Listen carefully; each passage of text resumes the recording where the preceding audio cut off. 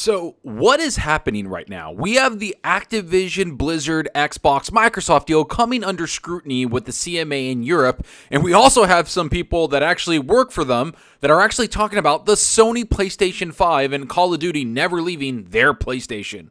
You heard it. There's a lot of rumors coming out here about the people working on this deal, about the legislation working on the deal, and a couple people on the insiders thinking that the deal might actually fall through. There's a lot of details here, so let's get into everything because there's a lot to talk about.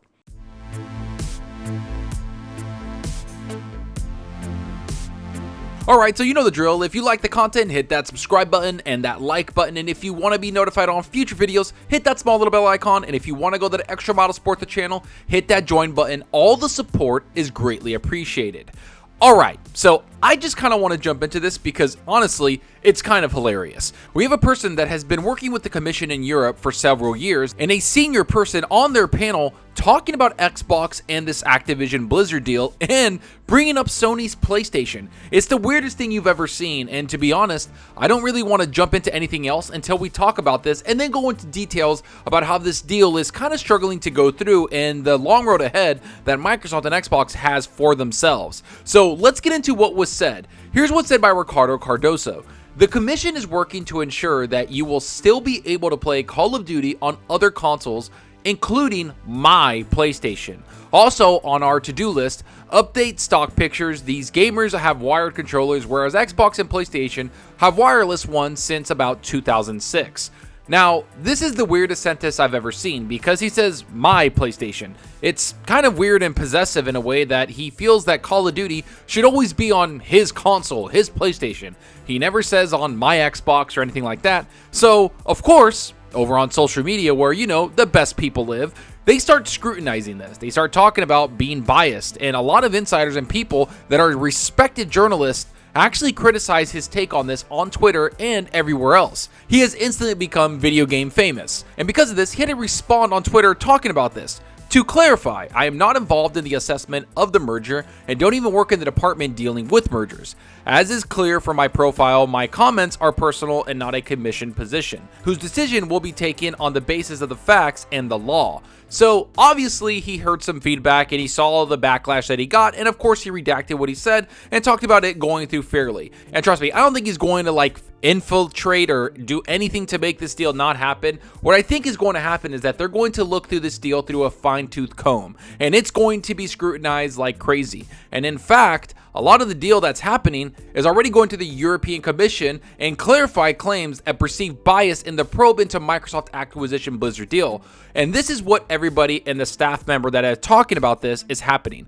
Everybody involved in this is going to be scrutinized, especially after this person posted that on Twitter. So what's going to happen? They clarify that they are going to have a probe into if there is biases within the CMA going into the European Commissions, because this Microsoft Activision Blizzard deal is massive. I know a lot of people don't realize that, but $70 billion to buy somebody is one of the biggest deals in history. This is why a lot of people and developers have been kind of on standstill, because this is going to affect a lot of platforms. It's not just going to affect Sony, it's going to affect Nintendo Switch, it's going to affect the PC, it's going to affect cloud gaming, and it's going to affect mobile. All of this is going to be coming under scrutiny, and all of this is something that Microsoft and Blizzard knew was coming. They needed to be prepared for this, and in fact, a lot of Activision insiders feel like this might not happen, that the deal could potentially fall through. And it's because Microsoft hasn't been making promises, which is what this article brings up right here. At issue are the promises or lack thereof that Microsoft is offering antitrust regulators and gaming rivals like PlayStation maker Sony, which has loudly opposed the deal. Microsoft Gaming CEO Phil Spencer has publicly said that the company plans to continue releasing Activision's popular Call of Duty series on PlayStation, as well as potentially bring it to other consoles such as the Nintendo Switch. But Microsoft has declined to offer EU regulators any legal remedies ahead of an expected full-scale probe that could kick off on November 8th. Reuters reported last week Microsoft had the option of offering the EU's so-called behavioral remedies, such as a formal promise to keep Call of Duty on PlayStation, but declined to do so. The company could still do so later on during a full-scale probe, Bobby Kotick-led Activision would prefer that Microsoft take a more accommodating stance with regulators now, since the game maker's shareholders will get paid out regardless of whether Microsoft makes concessions.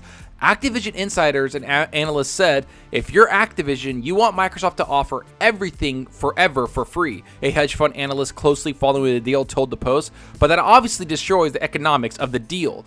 Okay, let's tackle this a little bit better. What basically everybody's trying to say is that Microsoft should have made EU a little bit of promises about what's going to happen with Call of Duty and all these games that Activision Blizzard make, because it's going to affect a lot of the platforms out there, especially Sony's PlayStation. So what do they want them to do? Say that Call of Duty forever in writing is going to be out there and be on PlayStation forever. That it's never going to be exclusive to the console, it's never going to be exclusive to just the Xbox platform, so Sony can get the game whenever they want. And if you looked at Call of Duty Modern Warfare 2, of course they want this deal to go through. Of course they want to keep Call of Duty. The new Modern Warfare 2 has made over $1 billion already, and it's only been out for a few weeks. It is one of the best, if not the best, Call of Duty releases ever. It is bringing a lot of money in, and I just have to say, this is even with Warzone 2 not coming out yet. That is coming out later this week. So just the game itself has generated so much money for all the platforms involved. And number one so being probably PC, and then PlayStation, and then Xbox.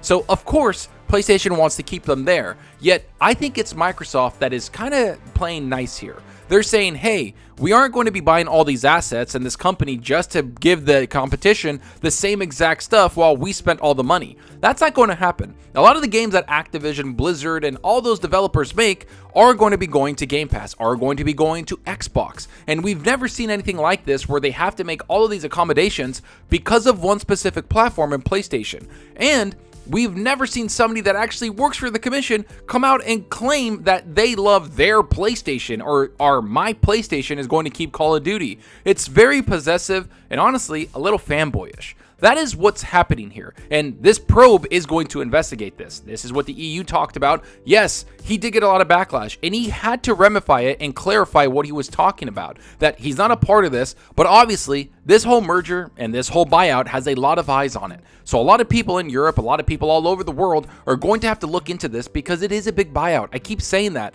this isn't just about the consoles. This is massive. This is about PC, cloud, and of course mobile gaming. The buyout of King, the people that make Candy Crush and all those big games, is going to be probably the number one priority for Microsoft, because they want to reach 3 billion gamers, and to do that, you need to get on the phones, you need to get on mobile, and you need to get those games that are out there. I mean, look at games like Marvel Snap, look at games like Candy Crush. All these games have a lot of people playing on them because they're profitable and easy to just pick up and play.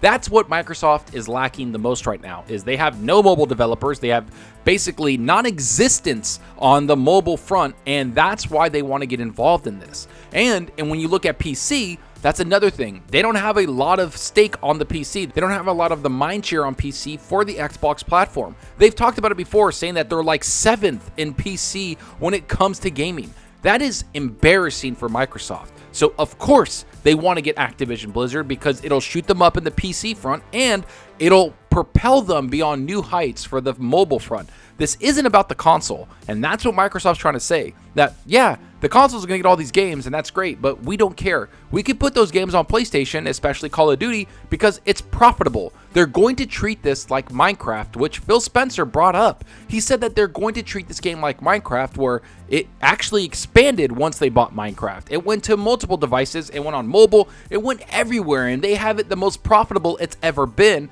Not to mention, they made multiple new games like Minecraft Dungeons, and they're making an RTS for it next year in Minecraft Legends. There's a lot of stuff and a lot of moving parts here when it comes to Call of Duty and this buyout. I just want to see how it all unfolds. But most of all, I want to see if it does actually fall through, because that would mean that Activision will get $3 billion in breakup fees from Microsoft. And I guess that's a relative drop in the bucket for a $1.7 trillion tech giant like Microsoft. But overall, it's still a big thing that they need to start going through. And in a statement to the Post, a spokesperson for Microsoft said this: From the moment this acquisition was announced, we've worked urgently to show we're serious about taking the steps needed to earn approval, including making proactive commitments about how we'll run our business with gamers and developers at the center. The process has progressed as expected, and we'll still anticipate the deal to close on schedule. And I don't know if anybody knows this, but Bobby Kotick actually still sent an email out to all the employees of Blizzard and Activision saying they expect the deal to go through. But the shares are starting to go down. They're 10% lower than after Microsoft was involved, and a lot of things are starting to change. I can't wait till April of next year so we can finally be done with this, because there's a lot of stuff going on here, and it is a big time thing. And I think it's going to bleed into well into next year. A lot of people thought it was going to get done this year, which was foolish. But right now, we're looking at April, maybe even May of next year before this gets done.